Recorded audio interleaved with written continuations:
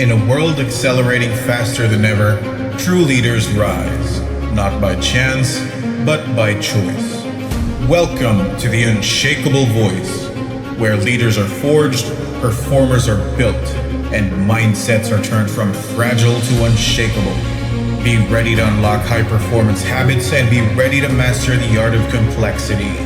Please welcome the leadership strategist, high performance coach, a leader in innovation, and your host for the show, Dr. Nigel Smart. Well, welcome. Here we are again at the Unshakable Voice podcast, where we talk about leadership, high performance, and everything around it, everything that brings good things together, good tech, good ideas, and sharing that with our audience, which is entrepreneurs, business people, and forward-thinking international members of the globe. I really want to share with you today. We've got a very, very special guest. His name's Raul Handa, and I met Raul about a year ago. He's a unique individual. I'll characterize him that way.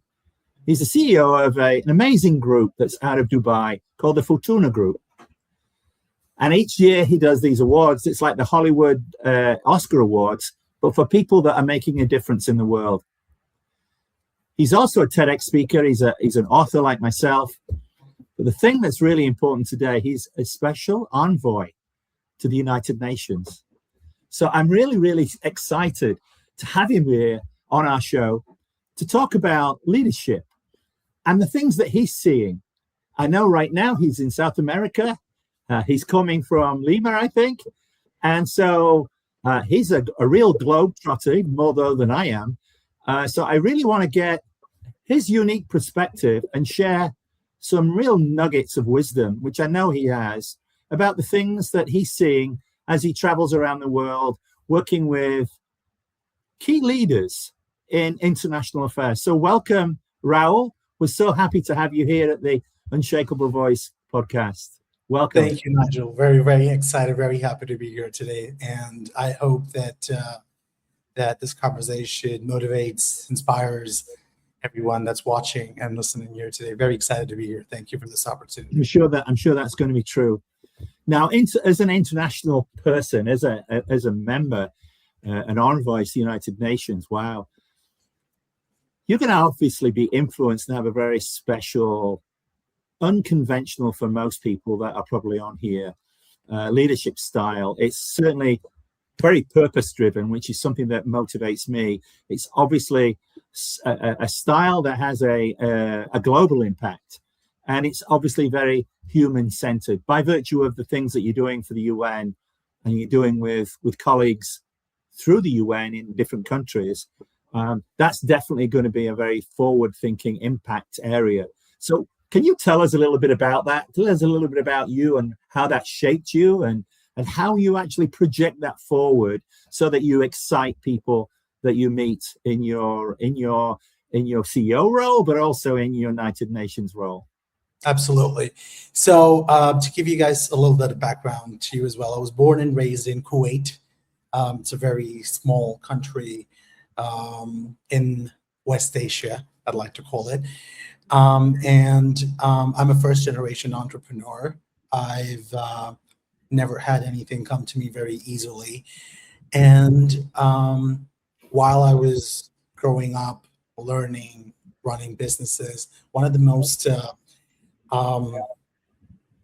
important things that I observed was getting equal access, not only to opportunities, but to let's say if you're trying to set up a business, getting the right kind of people to work with you, getting the right technology, getting the right funding. That was a very big challenge. I started the Fortuna Group in 2017.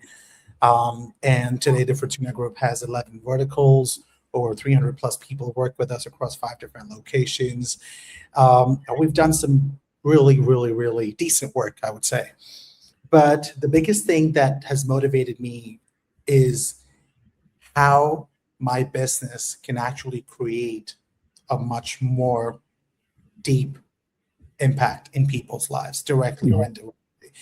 And I had an incident in 2021 that happened, which really changed the way I think. So there was a very important person in my life that passed away in 2021. Very, very influential, very successful in their life.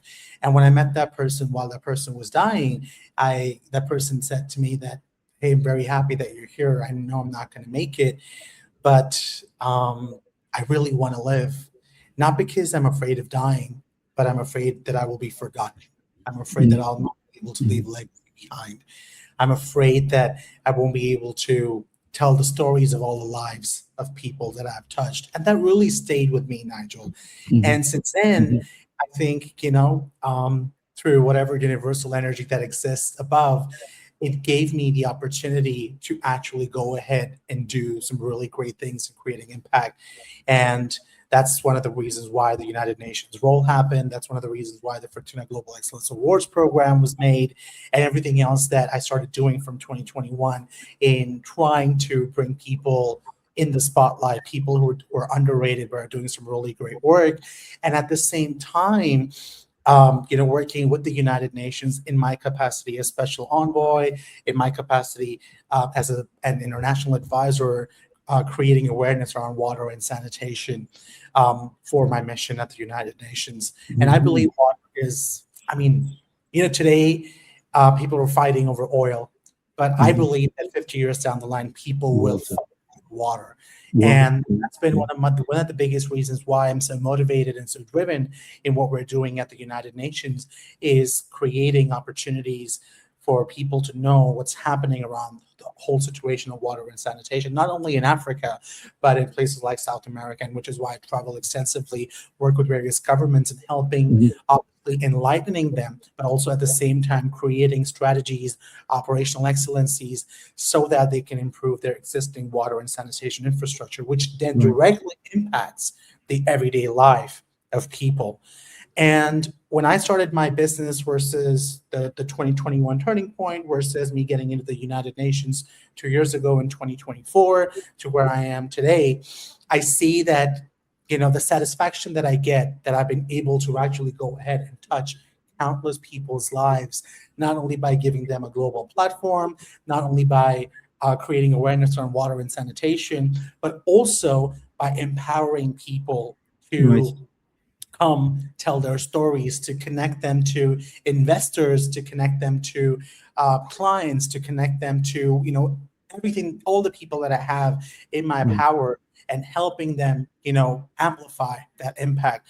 I'm not going to be oblivious to the fact that I'm just one person and there's only so much that I can do. But every night when I go to bed, the satisfaction that I get is that as an entrepreneur, as a founder, as a special envoy, as an international advisor, as a private advisor to several governments, I'm doing my bit in trying Right. to make the world a better place by, doing work that has a direct impact on people. So that's It's those basically. connections that's very, very vital, isn't it? It's those Absolutely. connections.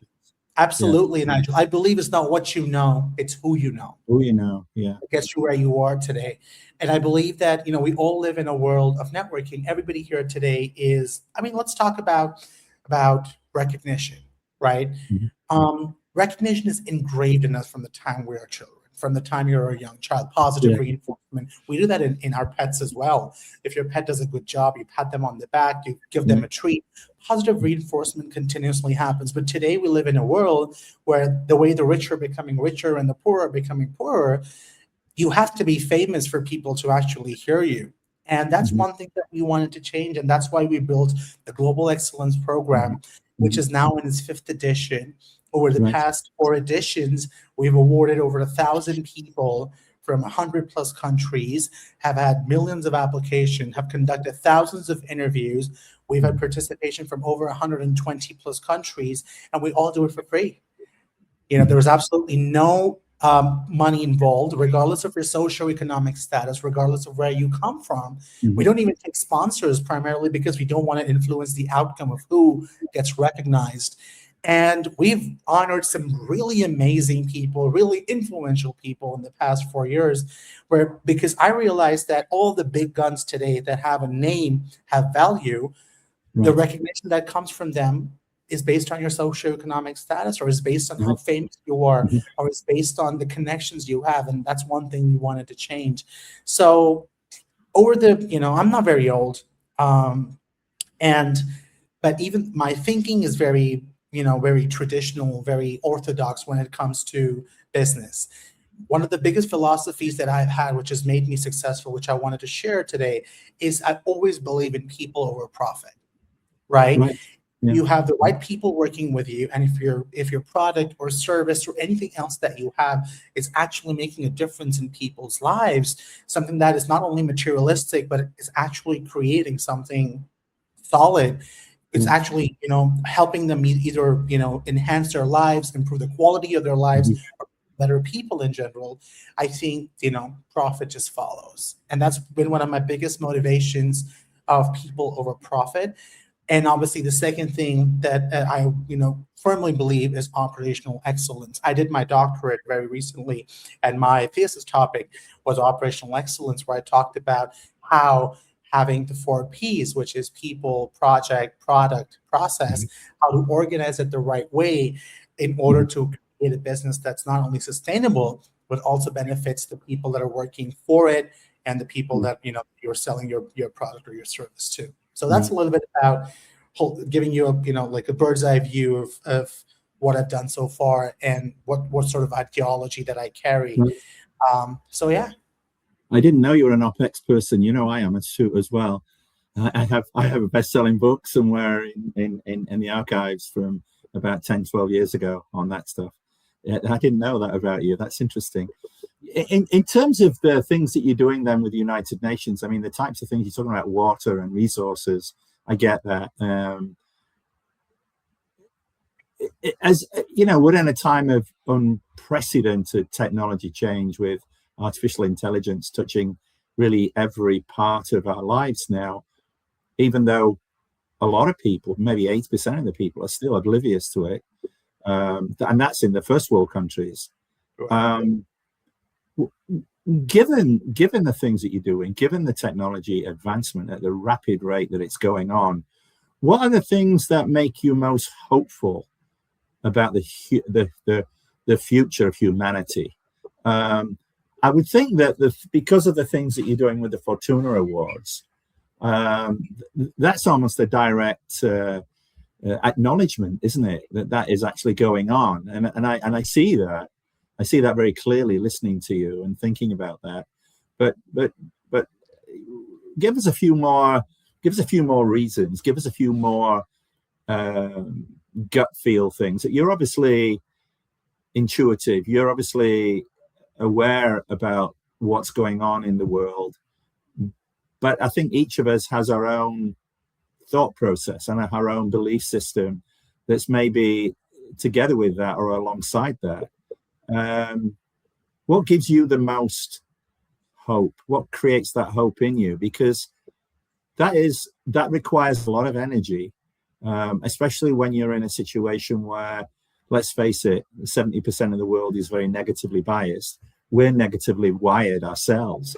So you have to have that activation energy, haven't you, to bounce forward and get the frequency of yourself, the people around you, and get them sort of vibrating other people to get us into a more upward modality. So I agree with you, Nigel, that we live in a world with perceived bias. I think we're so highly opinionated today that even without knowing, everything about a particular subject, we already, create an opinion based on the perceived notion that we have about that subject or about that individual. And yes, we do live in unprecedented times. But what gives me the greatest hope about, today, it's not the technology itself. It's how, or rather what it reveals about the human potential.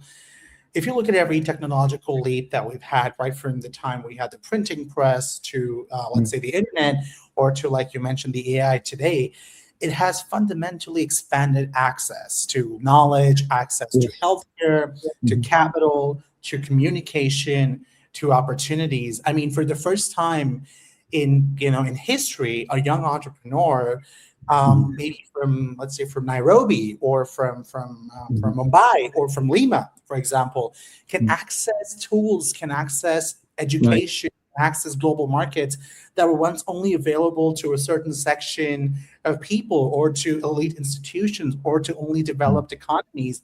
Technology is actually becoming a great equalizer, if we choose to deploy it intentionally.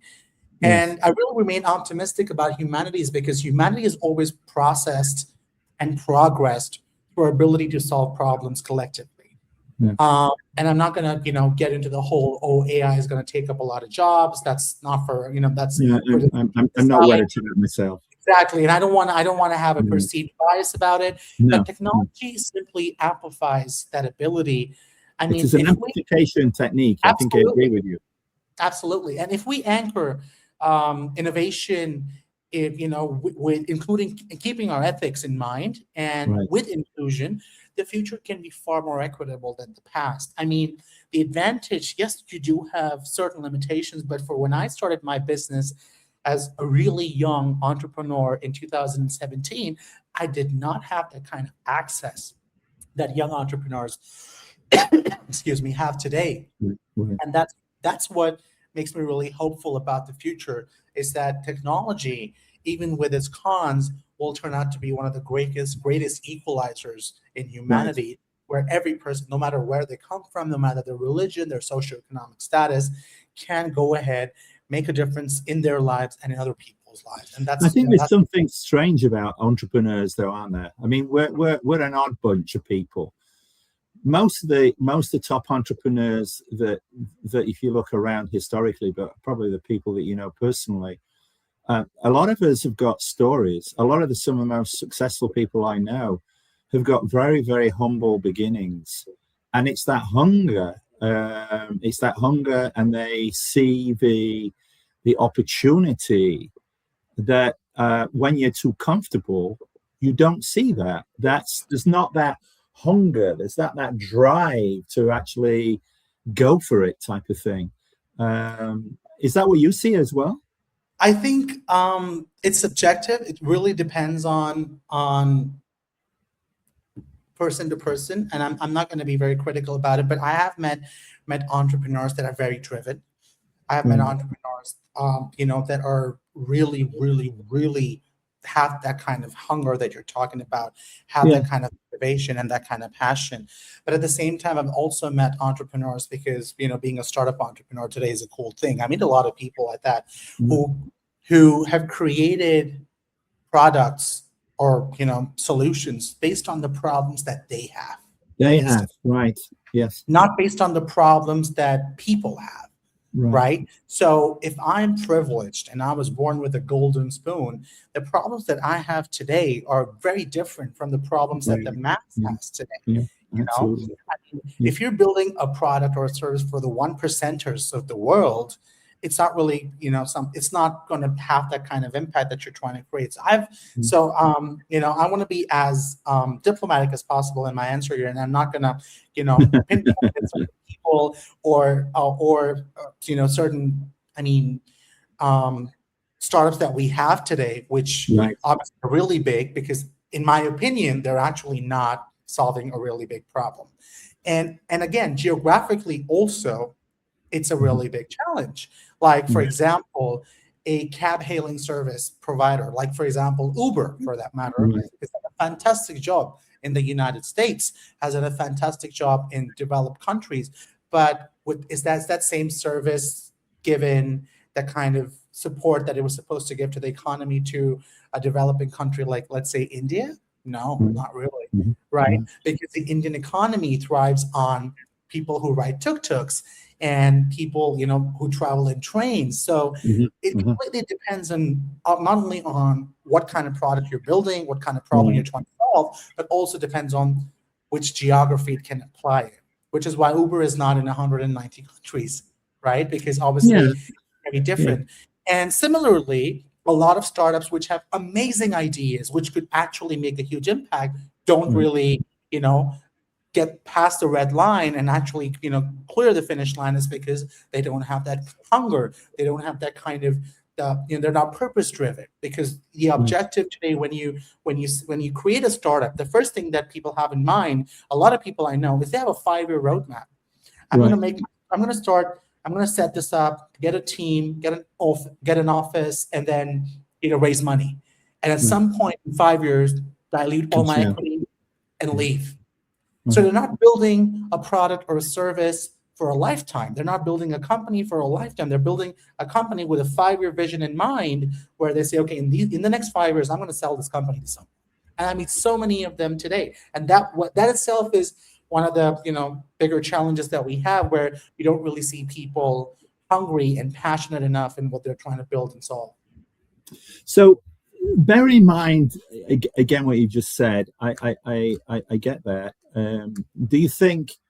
Do you think the type of innovators and the type of entrepreneurs, the global leaders that we're producing, do you think that we have it's kind of almost like in judgment? By the way, you can be as controversial as you want on here. I have a belief system that is smash the conventions and challenge everything. I mean, that's again my education from the UK. Is Right. we were taught to challenge everything, because that way you ultimately come out with hopefully something better, a better argument, a better solution. But I wonder to what extent, coming from the United Nations side, what sense of responsibility do we have? There's always sometimes there are some great things going on. You talk about the internet, you talk about AI, and there's a concern right now in society that maybe some of the tech barons, if I can call them that, don't have enough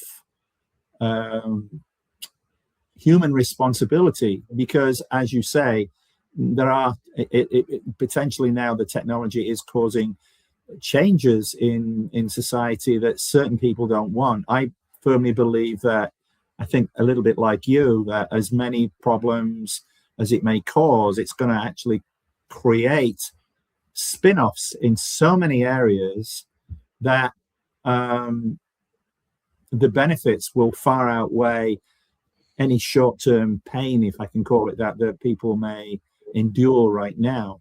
But what do you think in terms of, do you think that we've lost our conscience, Raul? I don't think we as a society, Nigel, have lost that conscience. And I say this bearing in mind the number of layoffs that have happened in the past, I'd say 24 months since ChatGPT took over the world, and we got cloud, and we have obviously, BART and Grok and you name it. And I believe that in this age, as of today, leadership, it's not only about how technology is being built faster. I mean, everyone's so engrossed, and this is my personal opinion. Everyone wants to build everything really fast. Right. Like Perplexity, for example. If you look at from the time it launched, it ideated to it launched, that was like 2 or 3 months, and then every month, Perplexity and every AI is just competing one another to get better. But also, the biggest competition is who can replace humans faster. Right.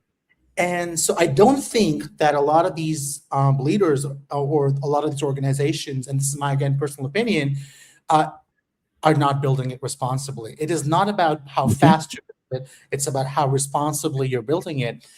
There is a moral and strategic obligation that every person that's trying to build something has, is to ensure that the innovation does not deepen existing inequalities. And I say that as because, like I said, so we're building technologies to benefit humanity together, right? AI is supposed to benefit humanity. And like you said, yes, in the beginning, when something new comes up, it causes disruptions. It has its cons. It takes time to settle in. But my biggest concern is how fast we're going into this. Even before we could absorb and understand how this technology, where we are right now, where we are today, exactly. Tomorrow there's a better version. There's something new that comes up. And I believe that we cannot allow access to transformative technologies to become concentrated to, let's say, specific people or specific Right. corporations or Right. socioeconomic classes. Look at the amount of lawsuits that currently are going on in the United Mm. States, where they talk about, competition, where Right. what specific organization, because it has access to technology or because it has a really big market share, it Right. does not give room to any other, organization to come and Yeah. compete. And I believe what requires here is intentional design. I mean, Yeah. obviously we want to ask, when we amplify this technology, we also need to be asking ourselves, difficult questions like, I mean, who's going to benefit from this? Mm. Who's not going to benefit from this? How is, who is included? Who is excluded? What are the unintended consequences? Like when they were building AI, they were building AI to help humans, right? Right. But what the unintended consequences was that it started replacing a lot of humans in their jobs. And if you Mhm. look at unemployment rates across the world, if you look at the amount of companies that have silently laid off people, I don't want to name the company, but very recently a company Mhm. laid off 30,000 people without saying a word, no Right. severance, nothing, Mm. just Mm. Gone. goodbye. Mm. How do we ensure accessibility? How do we ensure that there is accountability? How do we ensure that Mm. when we're growing this, or when we're innovating with inclusion, because Right. innovating without inclusion creates instability, and with inclusion it will create sustainable progress. So, and like I said, this is a controversial topic, but the true measure, Nigel, of technology and technological success is not how advanced the tool is, or we get version 5, 6, 7, 8, Right. but how Yeah. many lives is this Right. technology meaningfully improving? Let's focus on the tool itself, but what the output can be in terms of how it can impact in how it can impact humanity. This is a reason why I talk a lot about what I call cooperative intelligence, why I call human agency. You know, I really do believe that there are going to be there are obvious things that AI can do better than us. It's just quicker, and it can do a lot of repetitive and pattern analysis and things, which I've spent half my career sort of doing. But it doesn't think, it doesn't innovate like our minds. And when you actually put AI alongside a human mind that is creative and can think critically, it makes you look like a Superman or a super person. It elevates, it amplifies. I said earlier on, it's an amplification. And I don't think that people have, in their fear of the coming, next wave, they're not analyzing this. They're looking at short term. Oh yeah, okay, 30,000 people, as you say, have lost their jobs. So it's easy for the naysayers to turn around and say, "See," but if you take a step back and say, "Yes, but okay, maybe if there are weaknesses here in the AI technology as a system, if we apply applying our expertise in certain areas where it's not good at solving complex problems. We're better at that, but we're not fabulous at looking at 54 permutations of a solution to a problem. That's when it kicks in. That's where there's the advantage, and that's where we should be thinking about the real benefits of how, whether it's creating a water system or an irrigation system, as you say, in Africa, or building something for a mountain community in the Andes, for example. Really, that's where to have done that traditionally, it would have been rate limiting in terms of coming up with a particular device that might work optimally in that type of environment. Whereas now, the computational capabilities with our brilliance as a creative organism, it really opens the doors to many, many other things that are just thinking narrow in terms of what AI is doing and causing and calculating quicker. It's very, very limited. And so I really, like you, I really believe that the innovation side is an area that is ripe for, if you like, exploitation with the AI sort of backed up whatever we're capable of. In just the same way as I remember a quote years ago when the phones had got so powerful that we could search for information. And I remember somebody quoting that somebody in Africa with a Nokia phone, remember those, a Nokia phone, Yes. could actually access more data than President Bush could back in 2001, who has access to everything. And that really, again, just sort of projects forward how the technology has provided access. Like you, I mean, I get people pinging me from all over the world, asking me questions. And I say, where are you? And they'll say, oh, I'm in Rwanda, or I'm here, there, or, you know. And it's like, really? We're having a conversation? The world has got very, very small in some respects. One of the things I'd like to ask you is, you are doing this work. You know, you are amplifying capabilities and encouraging people. I think encouraging people to say, hey, this tool's out there. You don't have to be a billionaire to have access to it now. If you've got a phone and you can, you know, whatever it costs for a membership, or if you have a free membership, which you can do a lot even with a free membership, you can innovate now just like somebody at MIT could, for example. And I think that's what one of the things that's your mantra, if I can call it that. That's what I hear from you. And I love that as an approach. I love giving the underdog the opportunity to rise. I wonder if you could share a concrete example. You're talking about water availability. Show us an example of where you have taken a group and say, okay, we're gonna create, you know, an improvement in the water in a particular area. I'm hoping that as people listen to you, they're going to be encouraged. They're going to say, we can do that too. And sort of, you know, we lift up our beds and walk together, rather than having you running around the world just as yourself, which I think is fantastic. But you're an influencer. And so it's that influence. The more we influence a handful of people, then this thing, like a fission reaction, sort of goes X times faster.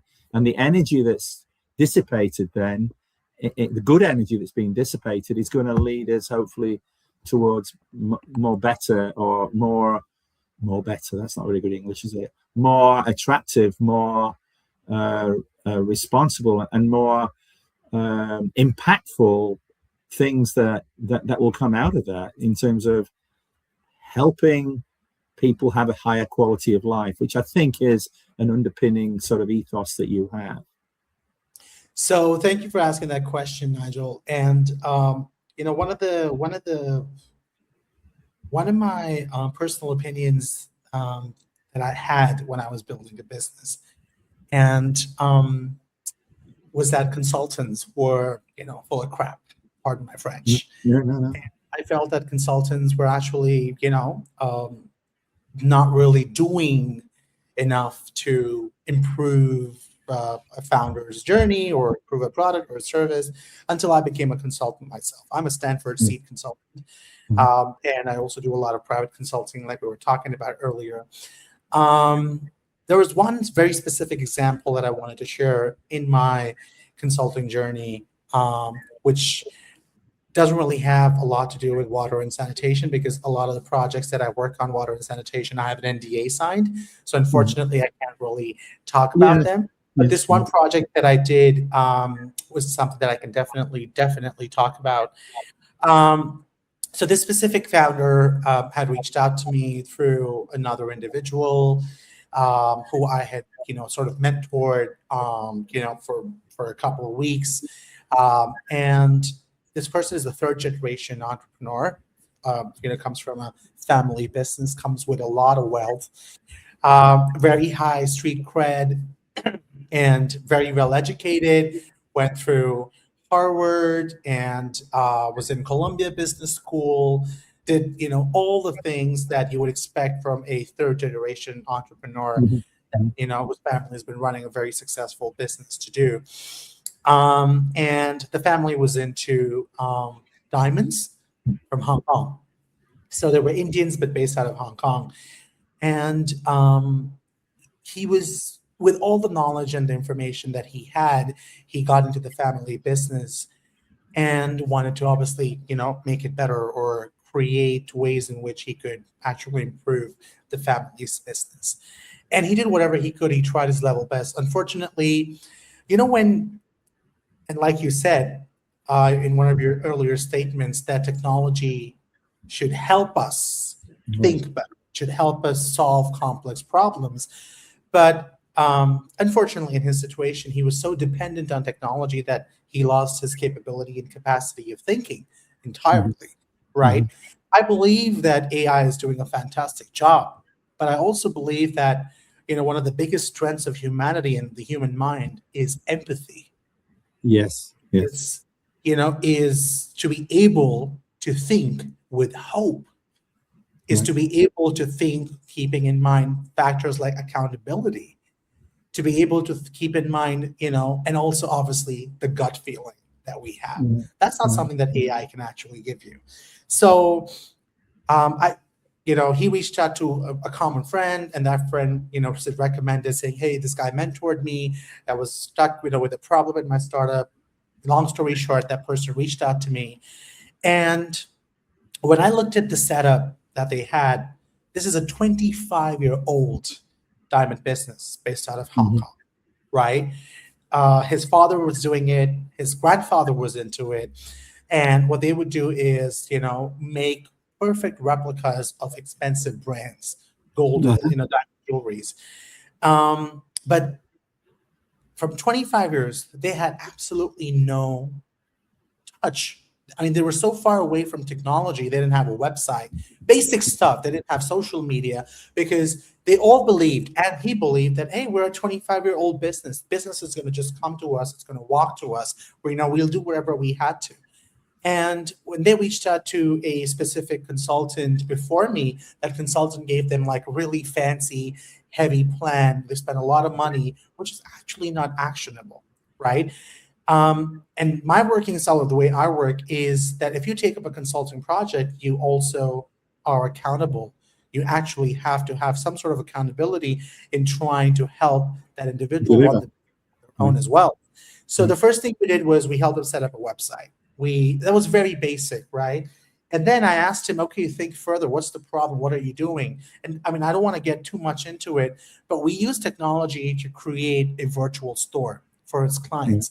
That means if he had a client in, Right. let's say he had a lot of African clients and a very rich client from Ghana wanted to try on a specific set of jewelry, that Mhm. client would not have to fly to Hong Kong to try that piece of jewelry. They could use AR and VR and Right. through filters try on that jewelry right in Ghana. That's how we use the technology to help amplify and improve the work that they were doing.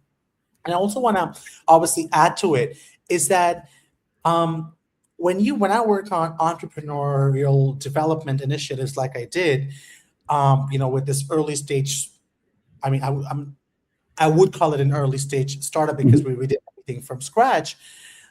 It's not only about giving them capital or mentorship or operational ecosystems. I believe that through my example, I try and help build a more holistic support model for the founder, where I give them strategic mentorship, but at the same time, I help them, you know, logically analyze and break down why the specific decision was taken.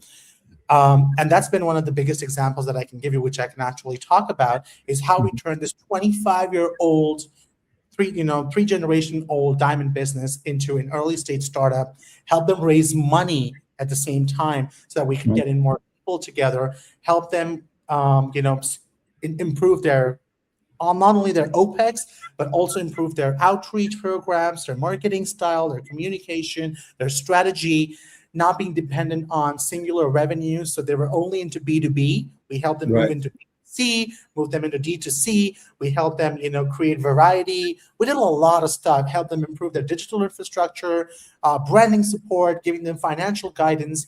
All of this, not because they didn't have, they had a 25-year-old legacy behind them, but because they were not ready for the world that we were in today. Mm. And that's one example that I can give you. With regards to water and sanitation, there's one obviously in very direct impact, innovation that we did in improving human lives was when we did a project with the Republic of Chad. Mhm. Now, the Republic of Chad and the municipality in itself does not have very basic water and sanitation, facilities, very basic. Mhm. As a matter of fact, they don't even have a power plant big enough to support their entire city's electricity and consumption. Really? They don't. But the Republic of Chad obviously has a lot of other resources, has minerals, has, access. Now, I can't, as an individual, turn the city around in one day or 1 month or 1 year or 10, maybe 10 years. I can't. But what I could do is find them a strategic partner. So when we had the Abu Dhabi and the Republic of Chad Investment Summit, which happened last year in Abu Dhabi, I was able to meet a couple of people and obviously understand more about the business opportunities that will be lucrative enough for people that I know in my circle, and at the same time using those funds, creating a direct impact. So long story short, and again, I can't get into the details of it, but I can tell you that at some point, we were able to secure significant funding through a private investor to invest and actually build a significant power plant, which would now, probably in the next 5 years, be able to power the entire capital of the Republic of Chad. We've had a sovereign wealth fund invest in an entire water and sanitation project for the Republic of Chad, for their capital. And how we've been able to do this is obviously there is a humanitarian side to it, but at the same time, by letting these businesses know that when you're investing your money in today, you're going to get X ROI or returns in the future as well. So that's been one of the biggest. I mean, obviously, it's for the people who are investing. It's a business transaction, but for me, I know, and it makes me feel very grateful that I was able to connect, some people who are from a very poor African nation to people who have that kind of money. And because of this relationship that I've built today, 5 years or 10 years down the line, the quality of lives of thousands of people in the capital of the Republic of Chad will be able to, have a better life. And I think that obviously this is innovation in one way, connecting people with one another through summits or through technology obviously is something that's really important. Another example that I wanted to give you was that in Kenya, there was a specific doctor who had reached out to me, where this doctor was specifically working on creating mobile clinics within smaller villages in Kenya to support people. And she'd reached out to me on LinkedIn, told me all about the effort that she was doing and everything that she was putting in together. And with all the paperwork that she had sent, she was looking for not a very large amount of money, but a funding of, I think this was 2 years ago, I think about $1 million, give or take, to set up some mobile clinics, and and wanted me to reach out to people that I know, organizations that I know, etc. So instead of going out to my clients, etc., what we did was we created a fundraising campaign where we tied up with a tour operating service in India and asked them to curate a very specific tour. I was a part of that tour as well, by the way, to different countries in Africa, and where certain proceeds of that tour would go towards this specific benefit. Oh, I see. So that tour operator, using whatever model they had, I did a cross-country trip across Namibia. I drove across Namibia, and I had friends who drove across Botswana, and people who drove across Zambia, people who drove across different countries in Africa, and we were able to raise $1 million through, by putting in that combined effort and obviously using innovation, and at the same time having fun and exploring the culture and the tradition of Africa. And I think in about 8 months, we were able to raise $1 million that helped that lady, enhance and improve her mobile clinic service across Kenya. So these are some of the examples that I can give you, where Those we've are been good able, ones. do some No, good those work. are good ones. It kind of leads me on to thinking, I want to have people inspired to. How can you're on the inside in terms of the mechanism. I think what you talk about a lot of, which is what we're all doing all the time, is networking. But how can individuals or how can companies more effectively collaborate or cooperate more effectively with organizations like the United Nations to create these types of opportunities that you're talking about? I mean, is there a kind of a blueprint or a roadmap that you could kind of at least sketch in for people so that they I want them to be I'm sure that they're inspired listening to you. So I mean, I am, and it's like, I've had these conversations with you before. How do you do that? Or I want to do this. Or I've had people from South Africa whilst I was in Geneva talk to me, and I sent a note to you about that. And I said, I know just the guy. He can maybe network with people and maybe get you some people, like you're saying, that other people that can help you. So we can talk about that another time. But is there a kind of a sharp end approach, Raul, that other than being bold and take no for don't take no for an answer? I think as entrepreneurs we're used to being persistent and resilient, aren't we? I mean, you have to be persistent to the point of being a pain in the neck, and you really do. But is there? I mean, can you articulate around that a little bit to encourage people? Absolutely. So I think the first thing, there isn't a blueprint per se, but I'll tell you what has worked for me and what has worked for a lot of other people. The first thing is intent. I think that's really important. All right. Not only for me, but like I said, a lot of people reach out, even today, with an ulterior motive of not really doing something impactful, but of creating like a what do you say, like they want to improve and enhance their status or their credibility, and that's why they want to associate with, let's say, an organization like the United Nations, for example. And I say that I say intent is the most important thing, is because that's the first thing that any organization within the UN or the World Economic Forum or for example, Chatham House, which I'm a member of, or any other organization for that matter, looks for is intent. So if an entrepreneur has the right intent of wanting to do something and create something impactful, that's the first and most important thing.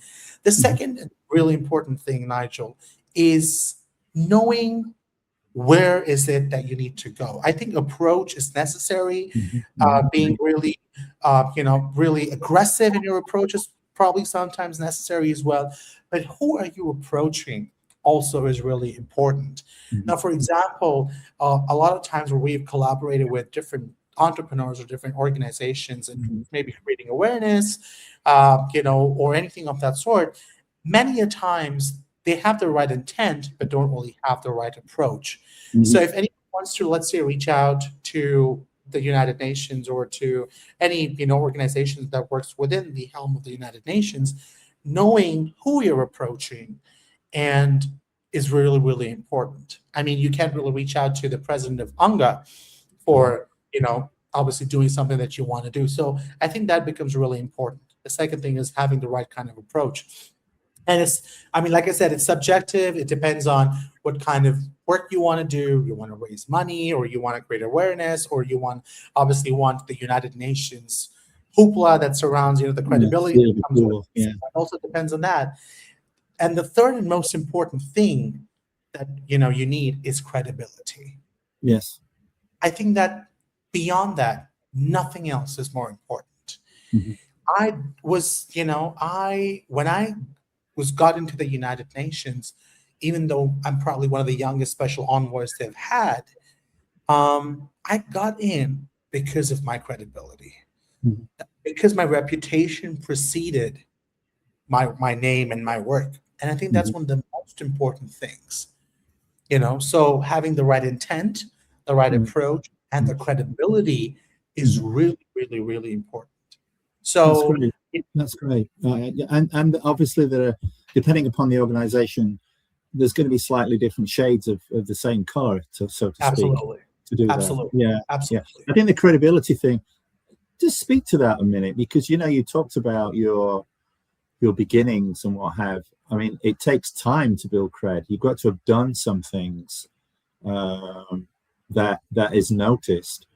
Um, I can imagine, young entrepreneurs saying, "How do I get the cred?" It's a bit like, remember when you need experience, but how do you get experience until you've had a job? That type of argument is kind of a little bit circular.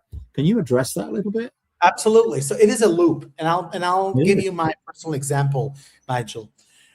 Started my first business in 2017. Uh, the first business that we got into, and a lot of people find this funny, we got into import export.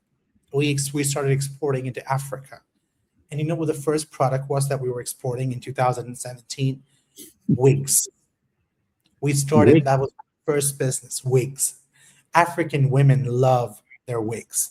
They're very, Really? very sensitive about their wigs. And it was a very funny conversation that I had with an African lady that I knew back in the Middle East. And she had like a clip stuck in her hair. And I didn't know what I thought she just left it there.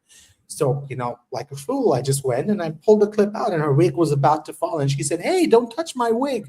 And I said, "Are you wearing a wig?" And then she and I had this really enlightening conversation back in 2017 where she told me that what she had on her head was a $600 wig because it was really, really expensive.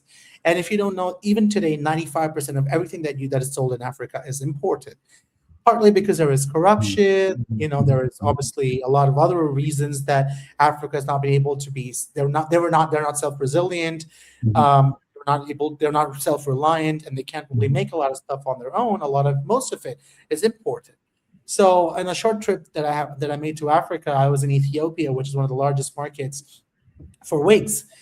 Um, Wigs. I met their largest distributor, and obviously he was the largest distributor in Ethiopia, had over a 75% market share. And he said, "Fine, you can supply the wigs to me." Now, my intent of supplying wigs, when I looked at the margin, they were selling at a 700, 800, 900% margin because Wow. there was no competition. So I Uh-huh. went to him like a fool. I said, "Hey, man, um, this is what I want to do. I can get you the best quality wigs, synthetic, real hair, etc., through my contacts and through my network that I've built. This is a very niche business, obviously." And he Mhm. said, "Well, it's fine, but no matter how much you sell it to me for, this is what my price is going to be outside." I said, "That doesn't work." But he said, "Well, I have 70, 80% market share, so it is what it is." I said, "Okay, you know what? Fine." I spent the next 2 months finding another distributor that worked with me Mhm. and for the people. So, for example, if I were selling him the wig for $50, for example, he would put a decent margin, maybe sell it for $80 or 90 or 100, not for $500. That's Yeah. the kind of distributor I was expecting. Didn't find one. Finally, I was able to convince, someone that I met in a random conference to become one of my distributors. Did a really big consignment, didn't take a single penny from him, put a lot of my investment into it. And today, that distributor has about 65% market share. Really. Now, I'm saying this to you is because I did something that was very impactful. Yeah. The agreement that I had with my distributor was that I will make you a kingpin for wigs in Mhm. Africa, but you will make sure that, if I'm giving you something at a really good price, you translate that so wigs become more affordable for African women because it has everything to do with their confidence. I did something really great. No one knew about it, right? Really. And that way we built a lot of impactful businesses until 2021. I had great credibility in the African market. but Right. it wasn't global. I was in a B2B side of business. I had very specific clients, specific distributors. Nothing worked. No one reached out to me for a TEDx. Nothing worked. In 2021, when I had the life-changing experience of an important person dying, and when I started the Fortuna Global Excellence Awards program, and started putting myself out there. So since 2021 up until now, I've given 3 TEDx's.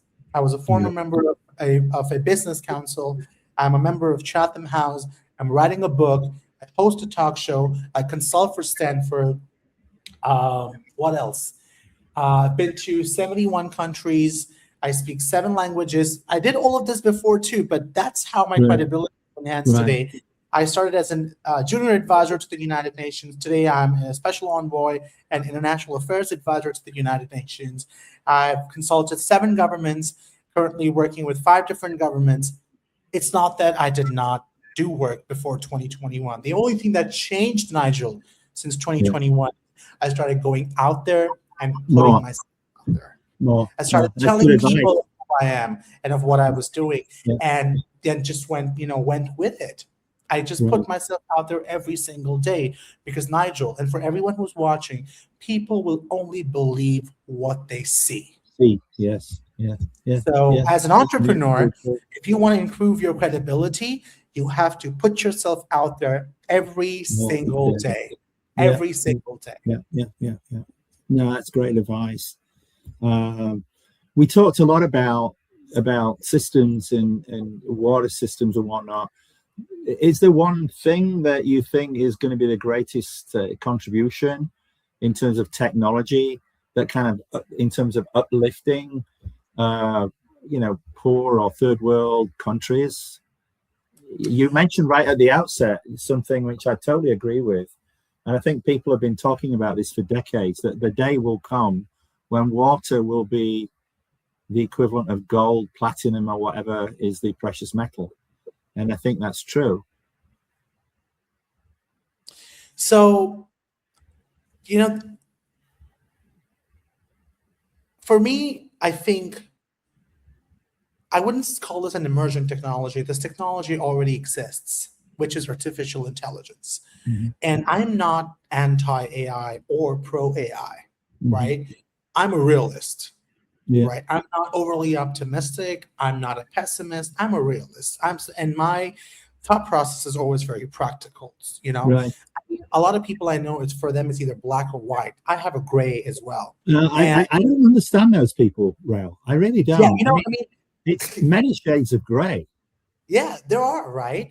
So and I say this is because when you travel so much, Nigel, as much as I have, and Right. when you meet people from all walks of lives, and trust me, I can't really tell you, but I've met people from all walks of lives. I've met presidents, prime ministers, some really, intimidating people in my journey of whatever I've done so far. And I feel that AI has extraordinary potential, right? But only if it's paired with accessibility and there is some level of accountability. And I think that is really important. And I will talk briefly about why I say accountability. Deep fakes, right? That's a big problem we have today. I mean, I could take 4 pictures of you and have you say Yes. something that you probably would have never said, or Right. morphing of your image. Today, we don't know what's real versus what's not. That's I mean, correct. at times when I'm on the internet and I see a video, I watch it 3 times to make sure whether this is something that's actually real versus whether it is AI. And which is why I say that AI has extraordinary potential, but only if it is paired with accessibility and accountability. I think that's Right. really, really important. I mean, AI can dramatically lower barriers in sectors like education, in Yeah. healthcare, in agriculture, in finance, and in entrepreneurship. I mean, for example, imagine like there's like a rural student with access to personalized education, personalized tutoring in their native language, especially in a country like India, which is 300 plus languages, for example. Mhm. or a small business owner receiving, very direct and strategic business insights that were probably once only available through expensive consultants, right? Or an AI-powered diagnostic that can extend healthcare access in underserved regions where medical professionals are scarce. But then again, this is all about accessibility, but also about accountability. AI cannot replace doctors. You have a lot of AI apps today that promise to give you 100% diagnosis. There are a lot of cases, unfortunate incidences where people have used AI to get full medical diagnosis, which has in turn resulted in fatalities. AI was used significantly in mental health, which again has, has not really given people the kind of hope that we wanted to give, right? So my problem with AI is that instead of using AI in places like using it significantly in developing sectors like education, healthcare, agriculture, we have people using AI in creating boyfriends and girlfriends, virtual boyfriends and girlfriends to solve loneliness. Now, we don't realize that's actually making it worse, Nigel. Right? I The totally agree with advent you. of social media, our attention span has gone from 45 seconds to 3 seconds. Right. Yeah. Brain rot is a real thing. People have It brain is. rot, It is. We And haven't that's why, talked about that. We haven't yeah, talked and about that, but you know, I would have brought that up if you'd not brought it up. It is a real thing, it which is a real again thing. comes back to why I think that amplification of our own capabilities is really where it's Really, at, really important, right? because So, we're diminishing our creative capabilities. and our intelligence capabilities, Right. right? If you look at and this is statistics from a specific report I read that our average IQs from the boomers to the millennials to the Gen Zs, our average IQs are falling because we're not using our brains enough. It's because we're becoming so dependent on technology for everyday use that I no longer want to use my mind for anything. I was a math gold medalist. Even today, when I have a math problem to solve, it excites me like a 5-year-old child, and I still use basic math skills, formulas to try and solve the math problem versus using a calculator, right? I mean, so I believe that there is a real opportunity with AI. It's not AI in isolation, but AI combined with human intelligence, AI combined with accountability, AI combined with using our intelligence, our empathy in the right places. There are a lot of places where AI is being used, which was not necessary. And I say that with complete, you're absolutely right. with complete.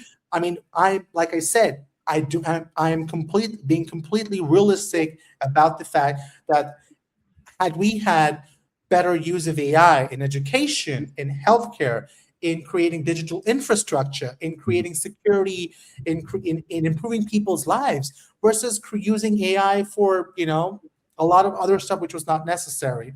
I mean, the smartphone was already one of the most powerful, economic inclusion device in our history, which has had its pros, but also has its cons today. That I would rather, and I've met people who sound like they're who sound amazing over the phone, but have no social capacity to have a normal conversation today. And you layer AI on top of that, we are creating either a scalable mechanism for empowerment or impairment. So we need to be very mindful that how are we going to empower people to become better versions of themselves, or impair them so that they turn into becoming a vegetable with no thinking capacity whatsoever. And that's my point. Yeah. Indeed. Very, very wise. Very, very wise comments there. I think it's we're at potentially a crossroads of where we are socially in terms of where we want our human race to go. For the average person in the average everyday life, whatever that is, there are a lot of problems there that are being exacerbated because of the inappropriate use of this wonderful technology. I suppose it's inevitable that there's going to be that type of wrong use, if you want to call it that. Especially what I find frustrating is when there are so many areas where, oh my goodness, we can do this now. We could have only dreamed about that 5 years ago, but now we can do it. I just find that so exciting. So this brings us to a nice juncture. What we had a bit of a tradition of is asking people on the last question. I'll make this the last question because you've been extremely generous with your time and your ideas, which I'm hoping that everybody that's listening today is going to really appreciate. Take home, think about the things that you've said, and impact their lives and impact the lives of others when they start to implement some of those thought processes themselves. But what I usually like to ask people is, okay, we're talking about technology. So let's imagine we can go back to you as a 20-year-old in a time machine. And, I talk a lot about forward thinking, foresight, and back-to-back thinking, and these types of things where you project yourself back and then you look forward again to see how the degrees of influence could change if you could project back forward 50 years or 20 years, where you are, instead of where you are now, where you might have been if you could have changed something 20 years ago. So my question is, if you could meet your 20-year-old self, what would you say to that young man about what to focus on in the future? Realizing how things have gone exponential in the last 4 or 5 years, I think that answering this question is more difficult now, because we're talking almost like a totally different deck of cards. Yeah, relative to 4 or 5 years ago. If you'd asked that question 4 or 5 years ago, I could have said, oh, so-and-so. But if I was answering that myself now, bearing in mind what's happening, it's much more difficult. But you're a world traveler. You're meeting with wonderful minds. So what would Raul suggest and share for himself if you could meet yourself at 20? What would you tell yourself? What advice would you give yourself about living in the future? Interesting question, Nigel. I think the first thing I would tell my 20-year-old self would be build with a conscience. You need to be conscious enough to understand and ask yourself not only what you can build, but what you should build. So having that conscience is really important. I would tell my younger self to lead with curiosity, Yes, but also with responsibility. yes, that's good words. To be ambitious enough to solve global problems, but also be humble enough to understand the human consequences of the decisions that we make. Right. I would tell my younger self that the future not only belongs to people who simply innovate fastest, but it also belongs to people who innovate wisely, inclusively, and with a long-term view of humanity. And I think I would tell my younger self that, and I think not only to my younger self, but to anyone that I would have met, if I could go back in time, and even today, is that leadership is not about controlling the future. It is about stewarding it well. It is about navigating it well. It is about, about how we learn to evolve. Yes. because the next generation, Nigel, will inherit tools that are more powerful than any Yes. generation before them. Yes. But technology alone will not define your legacy. Yes. Judgment will. Yeah, And I agree. my Lovely 20, words. that's what I would tell my Lovely 20-year-olds. words. Lovely words. Thank you for that. I like several words there. Judgment. I like curiosity. I think we have to be more curious. I think another word I would use would be you need to be brave, Absolutely. because I Indeed. think when you step out of the fast lane, if I can call it that, or the mainstream, Right. you are going to get a lot of flack. But it's part and parcel of the process, isn't it? That you are bucking the trend, sort of thing. I always believe in when everybody's running. If you think of like the market, when everybody's running in this direction, I usually turn around and walk the other way, because I think when things are moving too fast, there's a lot of what I call crumbs left on the trail. And if you go back and look at some of those, you might pick up some gemstones that you can fashion into an idea or something, a product that might have even been better than the thing that you were chasing in the first place. So Absolutely. I think it's about and patience might be another word I would use. Something that I'm not the most patient person. Neither am I. Neither am I, to be honest. I think that is part of being entrepreneurial, though. I think you have to have a certain level of impatience. I tell people I'm patient with things that require study, but I'm impatient with trivia, and I don't appreciate stupid, as I usually say. I don't do stupid. But we're going to make many mistakes, but I don't do stupid. I think there are things that were happening now that are stupid, and there's enough good thinkers around that we need to structure things better, self included. Raul, this has been fabulous. I am so grateful to you. I hope that we'll have opportunities in the future to interact. But I think what you've given my small podcast today is some lovely nuggets, some wonderful wisdom, some great encouragement to both young and old that are entrepreneurs, from rich and small or poorer countries. I think you've demonstrated that it really doesn't matter where you're from.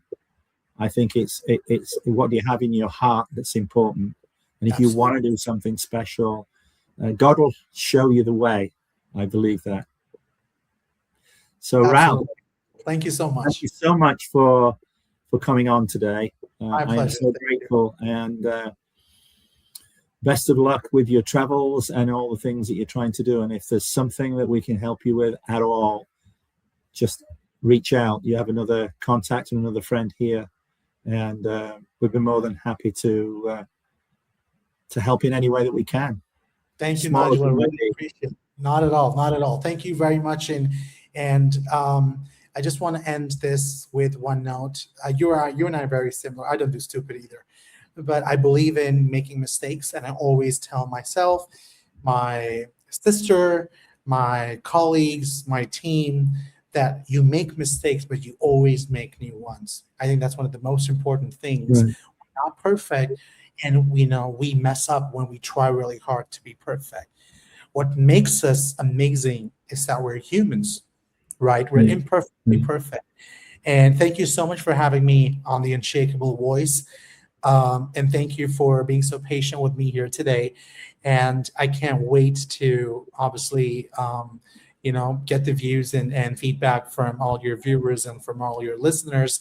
And I look forward to speaking to you again very, very soon, Nigel. Thank you so much. I appreciate it. Thank you. Thank you, man. Thank you. Thank you. Cheers. Bye-bye.